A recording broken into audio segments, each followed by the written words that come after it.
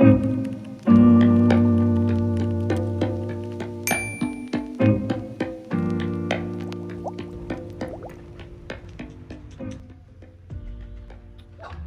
I made this and this last time, and today we're gonna make gemstone rings. So I'm gonna take you guys with me, so let's go.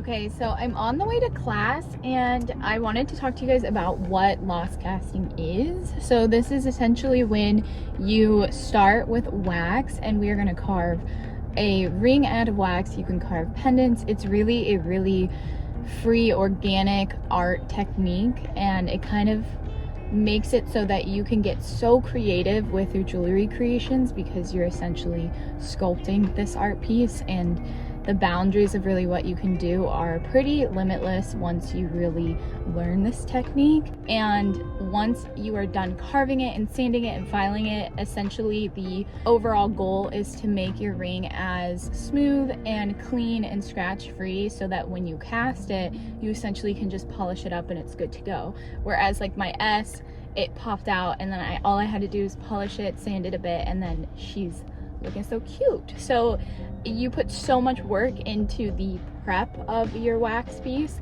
that once it comes out, you should be able to just sparkle it up and wear it essentially in like that day if you want to. It's all based off of the finish that you like, and I'm super excited to test this technique. If you're new here, I go to a jewelry class once a week at the San Diego Jewelry Academy, and my teacher is Norma. She's amazing. I love how she teaches. It's very hands-on and so cool to be able to do all of these techniques with such an incredible teacher. But yeah, so let's go to class.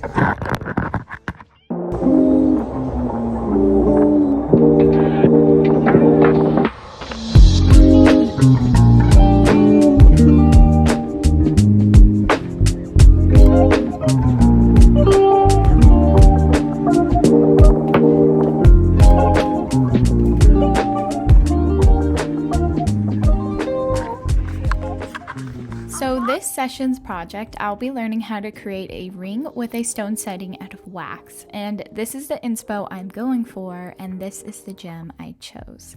We started the project by measuring the gem I'm working with, and I picked out this jade, and I'm so excited to see this ring come to life.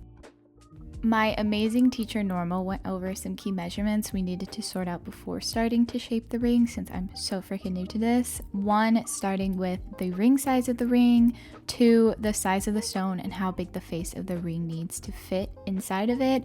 3, the band of the ring. 4, how high the stones will sit on my finger. And 5, there's probably some more, but I'll mention those later.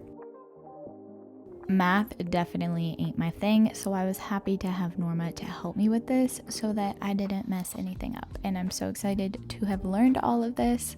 And now we are going to saw the wax in half.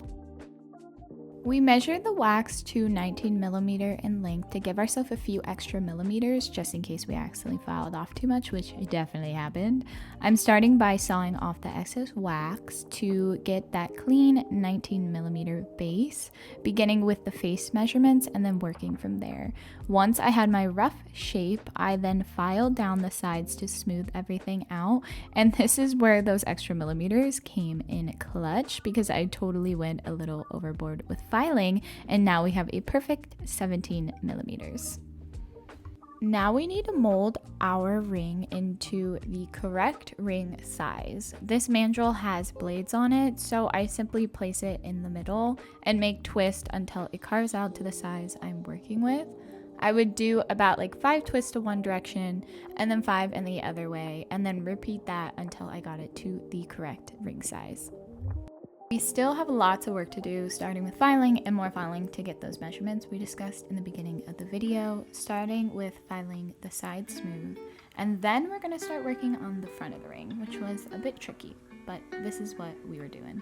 Okay, so now we're going to start to form the top of the ring after I kind of filed it down and it looks smooth, and my teacher just kind of went over what I gotta do, and it's a lot of controlling the file and ultimately just trying to get this bottom line down to here and keeping this like faceted style on the top. So wish me luck. I'm probably not going to record this just because I really need to focus on this. And I'll show you guys what it looks like when I'm done.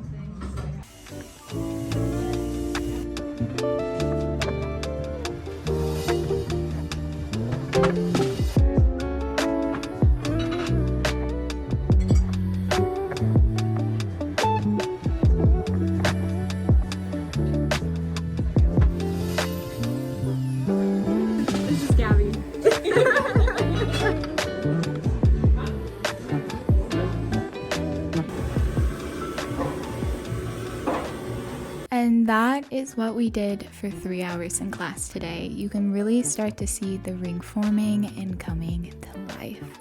Of course, we have so much more work to do, and I plan to take you guys along with me every week as I dive into these new projects. I ended my day on a really nice note, just strolling with my puppy, and I will see you guys in the next video as we continue to work on this beautiful ring. See you!